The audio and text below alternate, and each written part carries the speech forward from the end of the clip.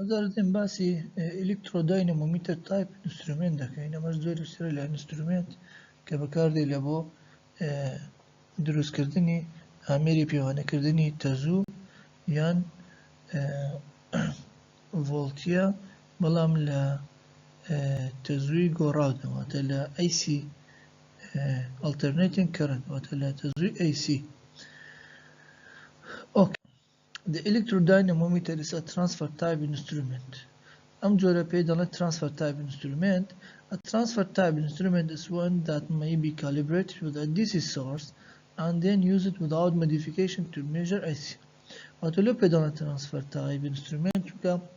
أمجورا calibration كان ب DC دكري همان أو calibration كا ب DC كرا دتواني بكاري بين اللي بو AC ببي modification وببي تقرن كاري. This requires the transfer type instruments to have the same accuracy for both DC and AC. كاتم زور instruments همان accuracy هي ل DC و ل AC. The electrodynamic or dynamometer type instrument is a moving coil instrument, but the magnetic field in which the coil moves is provided by two fixed coils rather than by permanent magnets. أمجور ديفايسا لموفي كويلك بيقدر بخمس شوي دي سي كي بلام magnetic field كي in which the coil moves is provided by two fixed coils. أو magnetic field كوادا كا كويل بخليتوا لدو كويل fixed coil وات لدو كويل تزيجير كلاو بيقدر لزياتي ويكا مغناطيسي همشي من بكار لنا لا ديفايس كاني دي سي واتلير همان فكرة موفين كويلك مان هي اللي قال دو بوارق مغناطيسي لتنشتكاني بلان بوارق مغناطيسي لتنشتكاني هي بهوي فيكسد كويله ودروز بدنا وكو مغناطيسي همشي. اما رسمك هي تمشاكن اما موفين كويلك هي لرسمكاني بيشو او دوانا او انا مغناطيسي همشي بون بيرمننت ماغنيت بون بلان ليرا بيرمننت ماغنيت نيا كويله بلان فيكسد كويله باشا كواتا او بوارق مغناطيسيش بهوي ما تزو دروز بك با موفين كويلك دادروا سير كان سالي رقا تزوك ماني بو اراست بيه با کویل دادرا بوارش مناسب دروز دکا دو ایده باش دادرا بوارش مناسب دروز دکا همان تزو با مووین کویل کش دادرا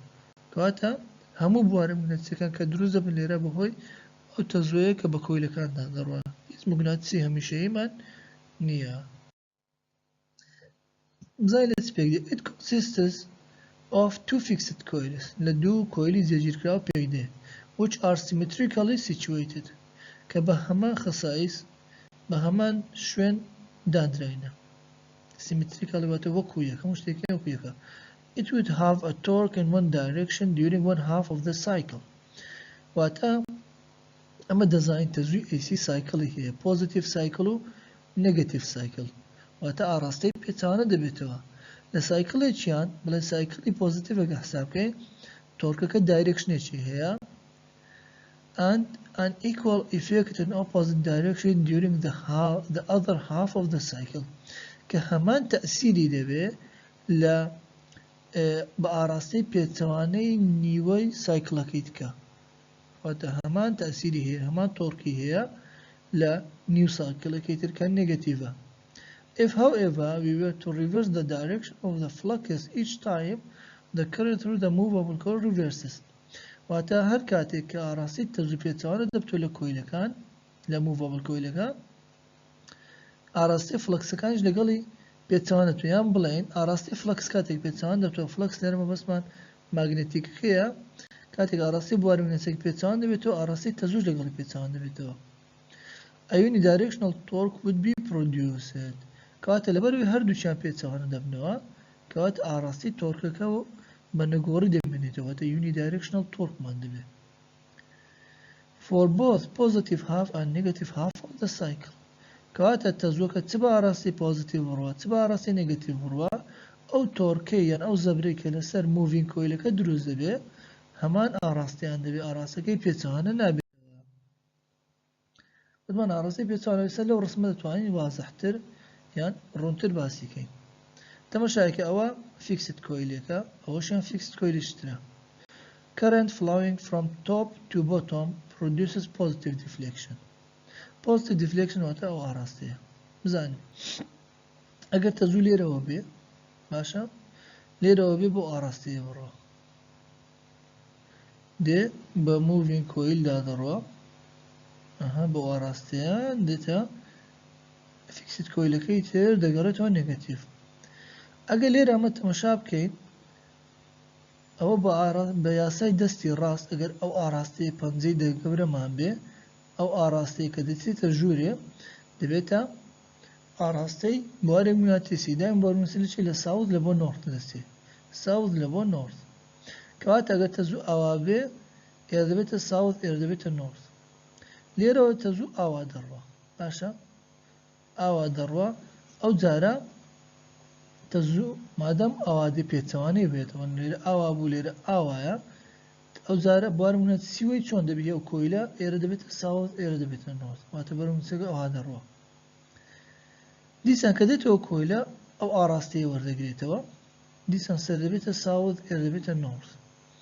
ئەگەر تەماشاکەین لەو کۆیلە نۆرت لێرەیە لەوەش نۆرت لێرەیە لەوەی ساوزە لەوەش ساوزە مادام هەمان پۆلاریتیان هەیە هەمان جەمسەری موناتیسیان هەیە کەواتە لێک دوور دەکەونەوە کە لێک دوورکەونەوە بە پۆزیتیڤ دیفلێکشن دەکات ئەوە هاف سایکلێکیانە باشە پۆزیتیڤەکەیە ئەی هاف سایکلەکەی هاف سایکلەکە مە بەسمانەوەی کە تەزوو پێچەوان دەبێتەوە زار تەزوو لێرەوە بڕوە کە تەزوو لێرەوە بڕوە دەبینی لێرە ئەو ئێس و ئێنە پێچەوانە دەبنەوە ئێرە دەبێت ئێن ئێرە دەبێت ئێس کە دێت ئێرە لێرەش پێچەوانە دەبتەوە لێرە ئێس و ئێنە ئەو زارت ئێن و ئێس بە هەمان شێوە لەو کۆیلەش پێچەوانەی ئەوەی دەبتەوە ئەوە ئێن و ئێسا ئەو زارت ئێس و ئێن دەبینین دیسان ئێس و ئێس و ئێن و ئێن دەکەونەوە بەرامبەرێک دیسانێکە جوولەی ئەو کۆیلەی چۆن دەبێت هەر پۆزیتیڤ دێ بۆ ئاراستەیە کاتە تەزوو هەر چۆنێک بڕوە بە هەر ئاراستەیەک بڕوە دیفلێکشنی موڤینگ کۆیلەکە هەر بە ئاراستەی پۆزیتیڤ دەبێت لێ دەبینین ئەو ئینسترومنتانەی کە بەکاردێن لە بۆ خوێندنەوەی تەزووی AC دەبینین دیفلێکشنەکەی بەردەوام زیاد دەکات چەند بڕی تەزووکە زیاد بێت دیفلێکشن زیاد دەکات ئەگەر یونی دایرێکشن نەبووایە چی لێدات ئەوە زیاد و کەمی دەکات دەچوودا زۆر بە خێراییش بە پێی فریکوێنسی ئەو تەزووی کە پێیدا دەڕوە خێراییەکەی زیاد و کەمی دەکات چون و هاتنەکەی بەڵام لەبەرەوەی ئەو حاڵەتە دروست دەبێت کە لە هەردوو هاف سایکلدا دیفلێکشنەکانیان یان ئێن و ئێن و ئێس و ئێس دەکەونە بەرامبەر یەک بۆیە دیفلێکشنەکەی هەمیشە پۆزیتیڤ دەبێت ئەمە ڕوونکردنەوە بوو لەسەرەوەی کە بزانین چۆن دەڵێن لە هەردوو حاڵەتی پۆزیتیڤ و نێگەتیڤ هاف سایکل موڤینگ کۆیلەکە یونی دایرێکشن تۆرک لەسەری دروست دەبێت یونی دایرێکشن واتە تۆرکێک بە یەک ئاراستە ئەگەر یونی دایرێکشن نەبووایە لە پێچەوانەکردنەوەی ئاراستی تەزووەکە ئەو جارە میلەکەی یان بڵێن ئەو پۆینتەرە بە ئاراستی پێچەوانە لە هەیەدا کەواتە current flowing from bottom to top also produce positive deflection کەواتە لە هەردوو حاڵەت positive deflection مان هەبوو ئەمە ئێستا بێن باسی torque expression based on energy concept باسی torque کێم بزانین torque چۆن دروست دەبێت لەسەر concept energy Let us assume that the fixed and moving coil is having self-induction. واتە هەردوو کۆیلەکان moving و fixەکە چیان هەیە inductance هەیە self-inductance هەیە کە F و LM self-induction لە بۆ fixed coil induction لە بۆ inductance لە بۆ moving coil respectively. Further, it is assumed that the mutual inductance between the fixed and movable coil is M. طبعا ئەگەر دوو کۆیلتن شتێکدانن جگە لەوەی کە سێلف ئیندەکتانسیان هەیە لە نێوان خۆشیاندا مۆچوەڵ ئیندەکتانس دروست دەکەن مۆچوەڵ ئیندەکتانس کە ئێمە وەت ئاڵوگۆڕم بنەکاری ئەوە پێی دەڵێن ئاڵوگۆڕی موکنەکاری Total energy stored in the magnetic field of the coil is given by کەواتە ئەو ئینەرژی کە خەزم دەبێت لە ناو کۆیلەکە بەشەی ماگنەتیک فیڵد دەکاتە یان بڵێن ئەو ئینەرژی کە بەهۆی ماگنەتیک فیڵدەکەوە خەزم بووە لەسەر کۆیلەکە یەک لەسەر دوو LF جارانی اي اف تواندو اف كلير مبسمان فيكسد كويل كان زائدا نجلس دو ال ام اي اف دوزا زائدا ام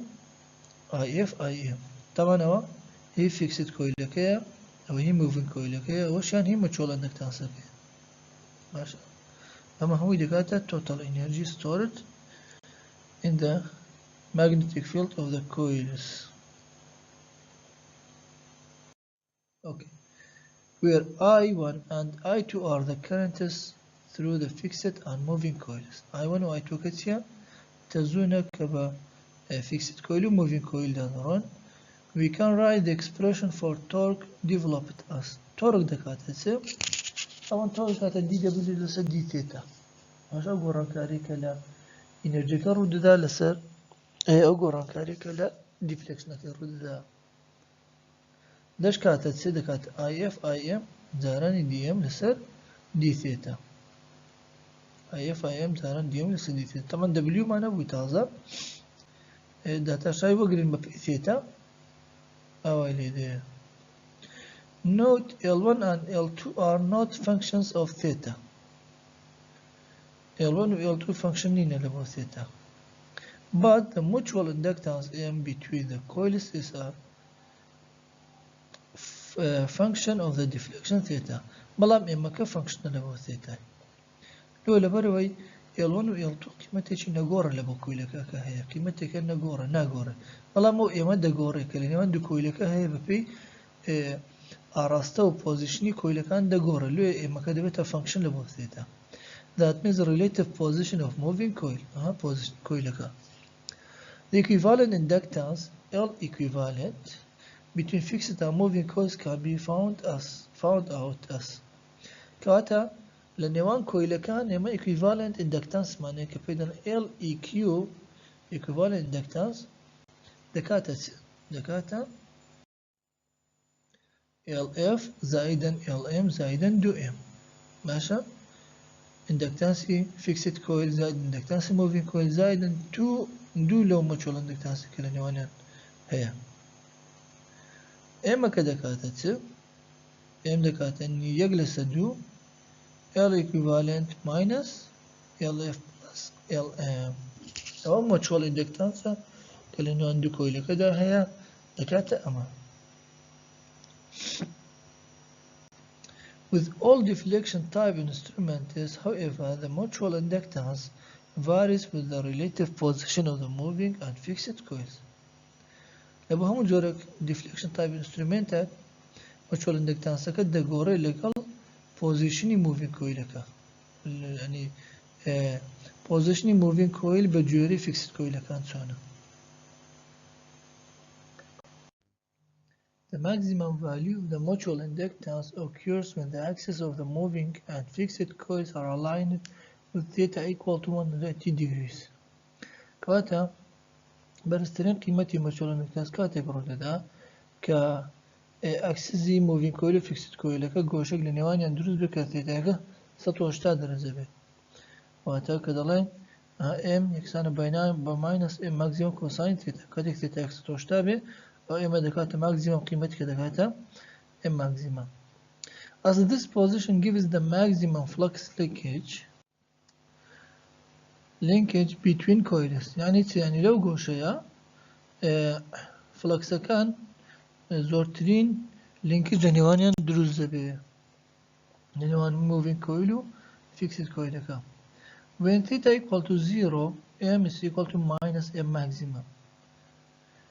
كاتك ثيتا اكس صفر بي ام كده كاتك ماينس ام ماكسيموم اكس توشتا بي ام يساوي بي ام ماكسيموم positive. If the plane of the moving coil is at angle theta with the direction of B that produced by the fixed coils, then the mutual inductance M is equal to minus M maximum cosine theta. أتكاتك أو تختيك moving coil كده تيدا دزولي وشي ثيتا دروس كالقال أراستي بوارا مناتسي كفيكس coil كان دروس تيدا كان كات لو حالة دا mutual inductance دكاتة دكاتة minus M maximum cosine theta يعني يساوي قانوني أعمكيتي إلى أقل نيوان mutual inductance لقال ثيتا دروس به زانا قلت أنا قلت ثيتا أقل سطوة اشتابه لقال minus يقل لقال minus دبت positive M يكسانا ب M maximum اگر صفر دابنين كوساين الصفر دكات يك ام يكسانه بماينس ام ماكسيموم كل رهية اگر قوشة شي تربي او تمام قيمتي جوازي دبيت طبعا اگر نوه دابني ام يكسانه بس صفر واتهيت لينك جيك لنيوان افلك صاروا هذا كلا نيوان موفين كويلو فيكسد كويلو كده هي هسه بين دي سي اوبريشن واتشون للدي سي بكاري ديني تعامل اللي قال لك expression m equal to minus m maximum cosine theta for the developed torque is written by setting by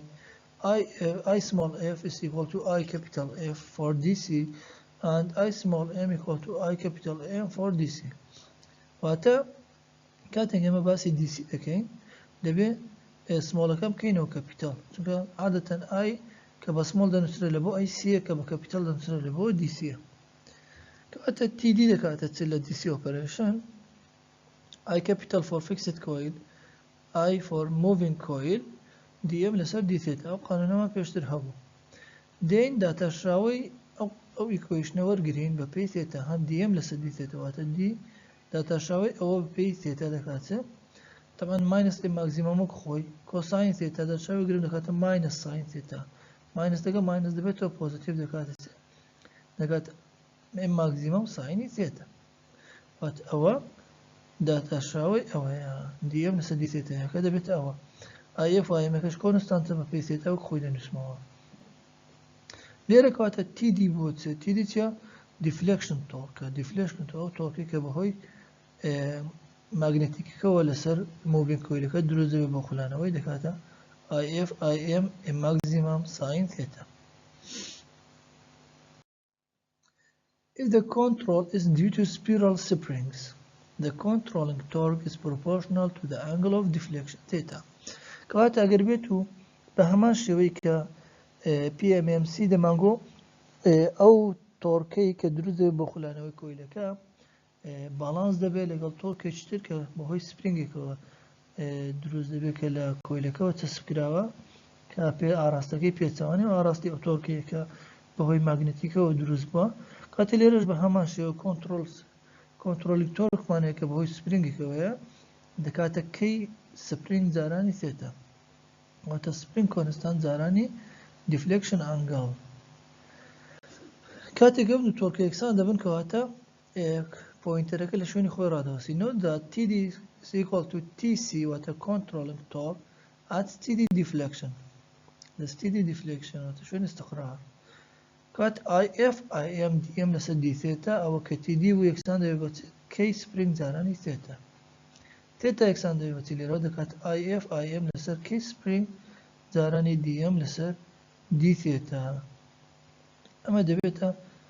قانوني deflection angle السابين لبو operation لبو AC operation. The dynamometer instrument is used to measure alternating current or voltage. كات dynamometer instrument كبكار دي لبو بيوانا كردني تزو voltage go up alternating. The moving coil due to its inertia takes up a position where the average deflection torque over a complete cycle is balanced by the restored torque of the spiral spring. كاتا moving coil كا positioning لpositioning رادوسي كاتك تكراي أو توركي كبهو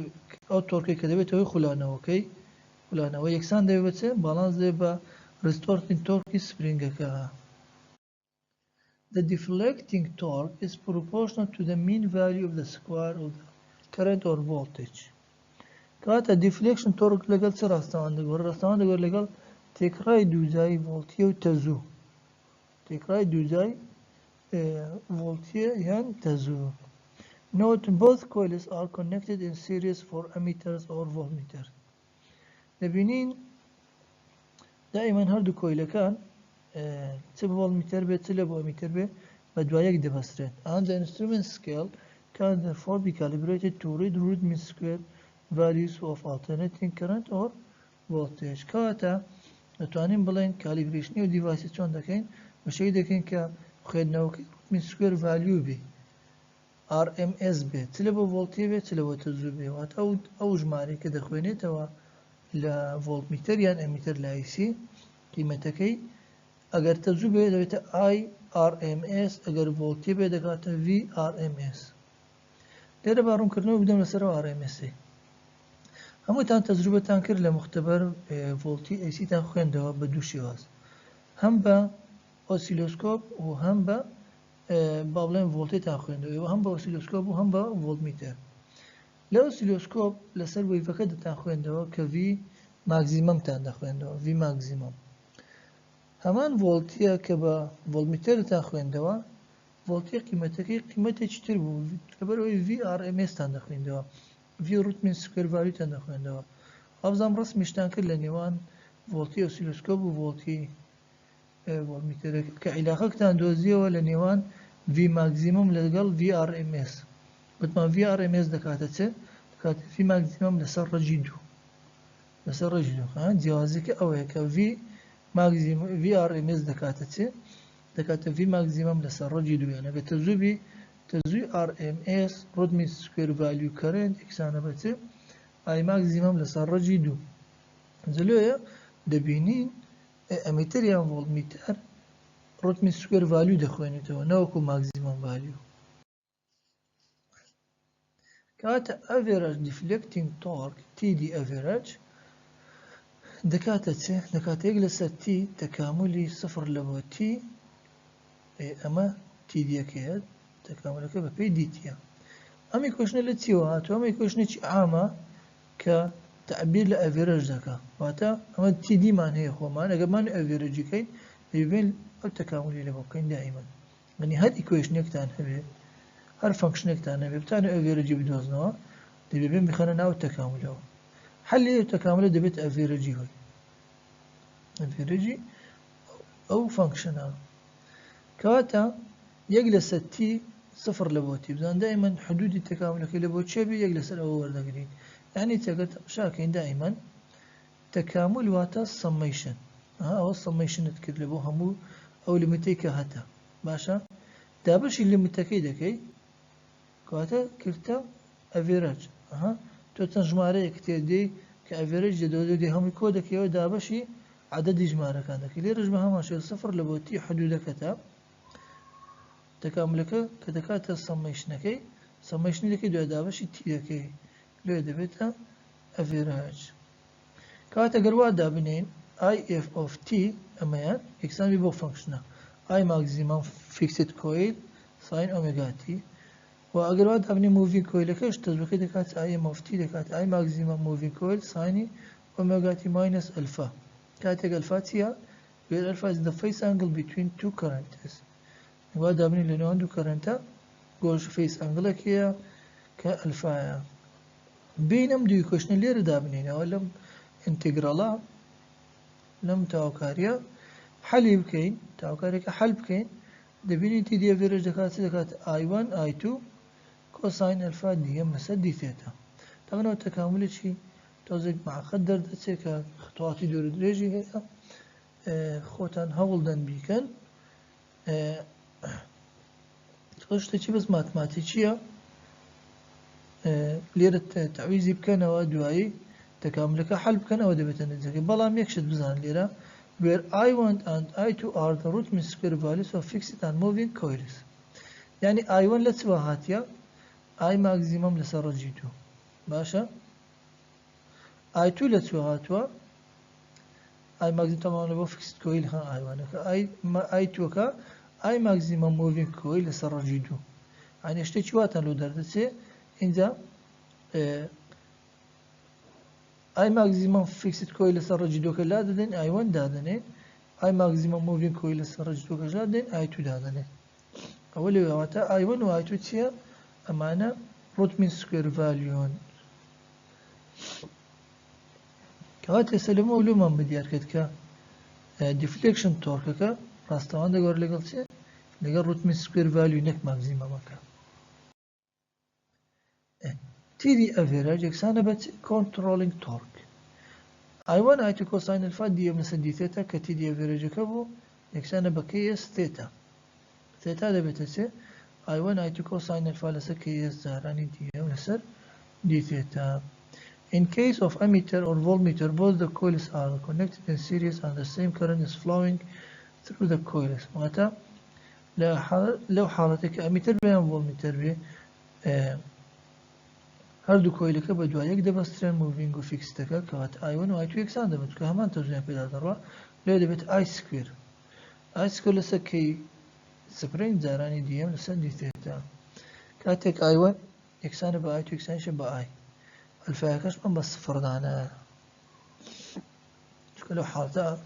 ئەلفایەکە دەبێتە سفر وانە ئەگەر هەمان تەوزیان پێدا بڕوە واتە جیاوازە ڕۆگە دەبێتە سفر کۆساین سفر دەبێتە یەک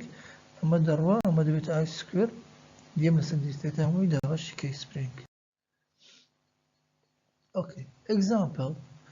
In an electrodynamic instrument, the total resistance of the voltage coil circuit is 8200 ohm. واتە electrodynamic instrument معناها ك total resistance of the voltage coil total resistance ك لبو voltage coil ك بس ترى 8200 ohm. And the mutual inductance changes uniformly from minus 173 microhenry at zero deflection to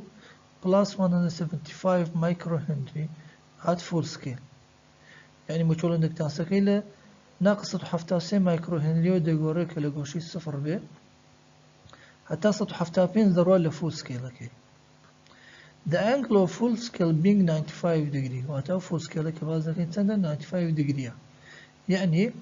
لصفر degree 173 ل 95 190 بينزا. If a potential difference of 100 volts is applied across the voltage circuit and a current of 3 amperes at a power factor of 0.75 وتتزويج 3 امبيري بيدا ضربة كباور فاكتور كي 0.75 بس دا ضربة بكرنت كويل. What will be the deflection? deflection كد سنوات ثيتا سنة أجت النبي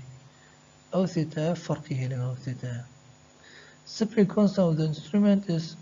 4.63 times 10 to power minus 6 Newton meter over rad. وقتا spring constant أجت سنة 4.63 دارمتو ناقصش نيوتن متر لسر راديان. أما برسيارة تي ديوي deflection angle ديوي. What will be the deflection? أما سيركتي برسيارة كدراوة moving coil معناها كاليرا ناوي voltage coil fixing coil كانش ناوي current coil ليرا voltage coil و current coil. change in mutual inductance دي ما كده كانت تسوي تمام تملي سطح فتابين تناقص سطح فتاسي دقاري سطح فتابين ماينس ناقص سطح فتاسي دكا سياسات سلوش مايكرو هنري أو دي ما كده دي ثيتا دكاتة and deflection ثيتا 95 degree دكا 1.66 راديان. طبعا شون دكينا راديان زارن 3.0 دابش 16 تايبين دكاتة 1.66 راديان. rate of change of mutual inductance وتديهم لسدي ثيتا دكاتة سياسات سلوش دابش 1.66 دكاتة 2.66 مايكرو هنري بير راديان أو ديوم لسدي ثيتا كمان دوزيو. current through the current coil تزوجت سمو 3 أمبير بدايمو. current through the voltage coil I2 تزوجت سندا نيمانة بلا فولتيو برجر مانيا 100 فولت لسر 8200 أوم دكات 0.022 أمبير. Esta power factor واتا كوسايني ثيتا power factor نمثل كوساين ثيتا كلا بسالة كدايتي يعني كوساين الفا 0.75 ثيتا دبيت تسبت deflection okay دكات I1 I2 لسر K كوساين فاي يعني كوساين ثيتا ديم لسر دي ثيتا. I1 و I2 كمان دوزيو I1 درابو I2 شوان دوزيو K كدراوا كوساين الفا باور فاكتور ديم لسر دي ثيتا شوان دوزيو ثيتا دكات 1.2 راديان كدكات حفتة 1.2 degree أو دبيت الديفليكشني موفين كويلكا. بەهۆی ئەو تەزووی کە پێدا دەڕوا. اوكي. electrodynamic emitter. ئێستا بێن باسی ئەمیتەر بکەین کە لە دیڤایسی electrodynamic واتە ئەمیتەرێک کە لە AC بەکاربێن. In an electrodynamic emitter, the fixed and moving coils are connected in series as shown. واتە لەم زۆرە ئینسترومنتە fixed coil و moving coil بە دوایەک دەبەسترێن. A shunt is connected across the moving coil for limiting the current. وەکو ئەوەی کە لە DC باسمان کرد لە PMRC-ەکە گوتمان دائما moving coil مان هەیە moving coil مان هەیە کە بەرگرێکی داخلی خۆی هەیە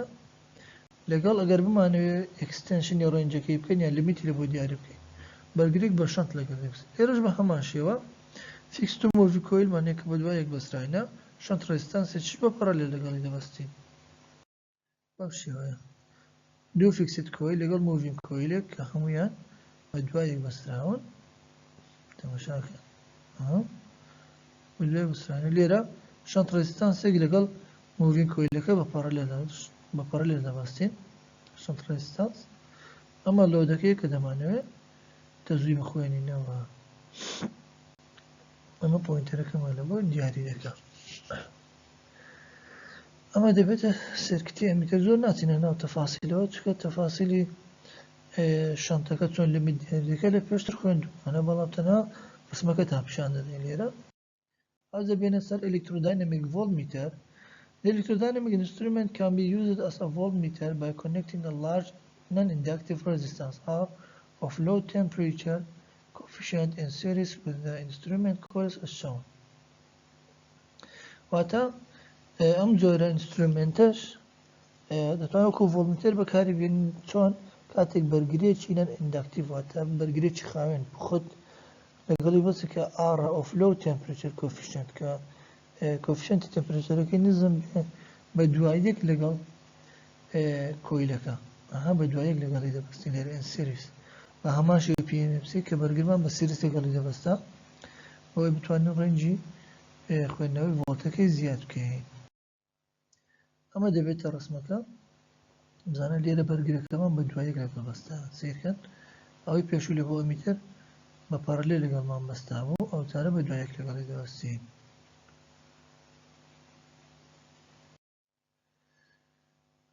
ئێستا بینە سەر واتمیتر چۆن electrodynamic instrument وەکو واتمیتر بەکارهێنین. Perhaps the most important use of the electrodynamometer is for the wattmeter. واتە گرنگترین بەکارهێنانەکانی electrodynamometer وەکو واتمیتر. The mechanism of electrodynamic wattmeter closely resembles that of an electrodynamic emitter. واتە بە شێوەیەکی عام شێوازێشکردنی واتمیتر نزیکە لە emitter electrodynamic emitter. But the moving coil of wattmeter is connected in series with a high non-inductive resistance.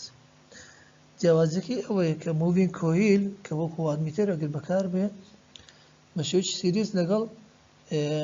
بەرگرێکی پوختی بەرز دەبەسترێت. شێوەی سیریز واتە بەرگرێکی پوخت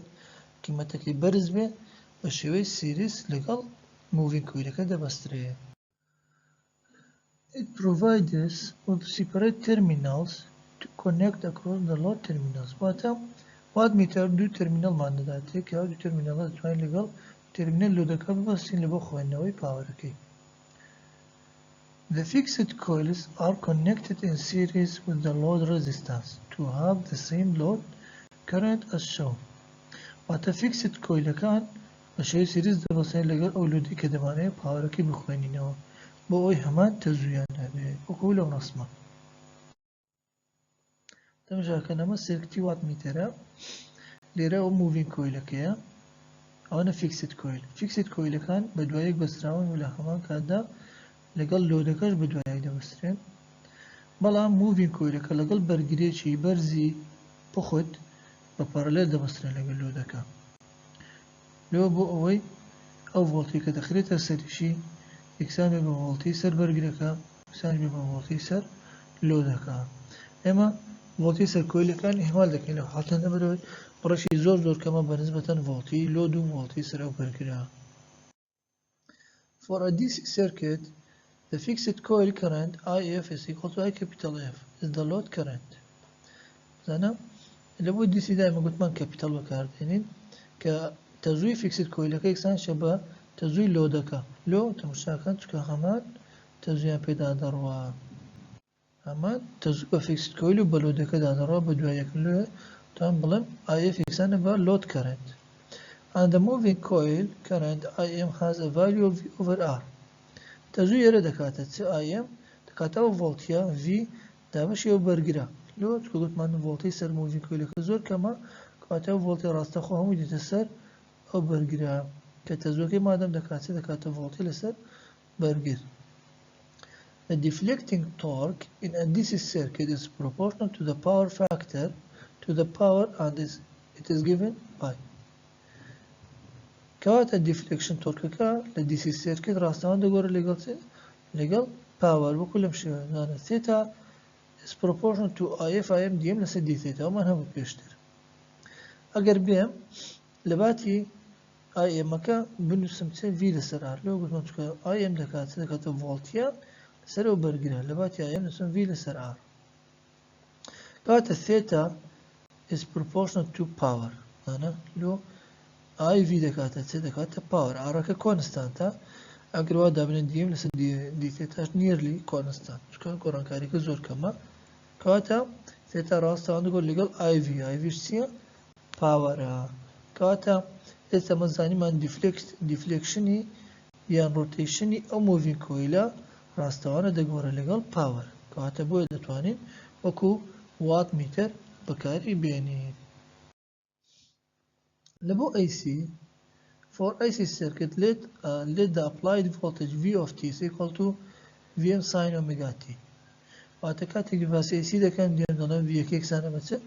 أو فولتي كده خليت السري كاتي Vm sin omega T and the current through the moving and fixed coils is given by أو تزويك بفixed coil moving coil كده هذا رودا كاتسه هي moving coil كده كاتي Vm over R sin omega T ده V maximum ده ماشي R sin omega T assume inductance of moving coil is negligible واتا اندكتانسا كي غير اهمال كاين شكون اندكتانسا فولتي دروزا كان فولتي زور كما بالنسبه لنا فولتي كلستر بركلك هي بويد توان مهمالك اي فيكسد كويلك يكسانا بت اي لود وتتجري فيكسد كويل يكسانا بتجري لود يكسانا شبت اي ام ساين اوميجا بلس minus 5 plus minus 5 okay where phi is the power factor angle of the load معناتها phi كتي power factor load كيا أجر plus ب معناتها leading power factor of the load and minus for lagging the power factor of the load. Instantaneous deflecting torque TD كده بتتسي راستوانه بده جوري لقال IF T IMT DM لسه دي ثيتا ونيا بيم IF IM قانون ما نهبو بيشتغل بطمان TD دكاتة IF IM DM لسه دي ثيتا تبل شويني IF IM كا أم دي كوشن هذا نموا دبتتسي VM IM sin omega T plus minus 5 طبعا نبروي راستوانه يكسانه معنا كده توانم آركا لادم شكو آركا فاكتوري كونستانت دوري نابيلا كوشنكا كواتا the mean or average torque TD average دكاتة دي خموناو زانا قلت انتقرال لكي بيشو انت يجلس تي تكاملي صفر لبوتي VM IM sin omega T plus minus 5 هموي دي تي استحلي اما اشتكيواتي ذكي في اي كوساين فاي كواتا تي دي سرطان لقل في اي كوساين فاي في اي تي في اي كا اما باور بو يدتوانين بلاين استا ام سيركتر كا لاي سيش نتوانا مكوات تر بكاري بين ولبرو ديفليكشني موفي كويلك السلمان مان كراستوانا دقوري لقل باور راستوان نقول لقل باور اگر بيتو فاكتوري تر هبوا لقل كغورا با بيكوا او كاتنا ما نتواني وكو واتمیتر بەکاری بێن بۆ نمونە ئەگەر گۆڕانکاریەکە تەنها لە ڕاستەوانە بگۆڕە بە لەگەڵ ئای لەگەڵ ڤی نەگۆڕابە نەمان دەتوانین وەکو پاوەر بەکاری بێن بەڵام لەگەڵ هەردووچی جارانی هەردووچی دەگۆڕێ لێ دەتوانم بڵێم وەکو واتمیتر دەتوانین بەکاری بێنین. لێرەدا چاپتەر سێمان تەواو کرد بە هیوای سوودگەیاندن بە هەموو لایەک ئینشاءڵڵا لە ڤیدیۆکانی داهاتوو دەچێنە سەر چاپتەری 4.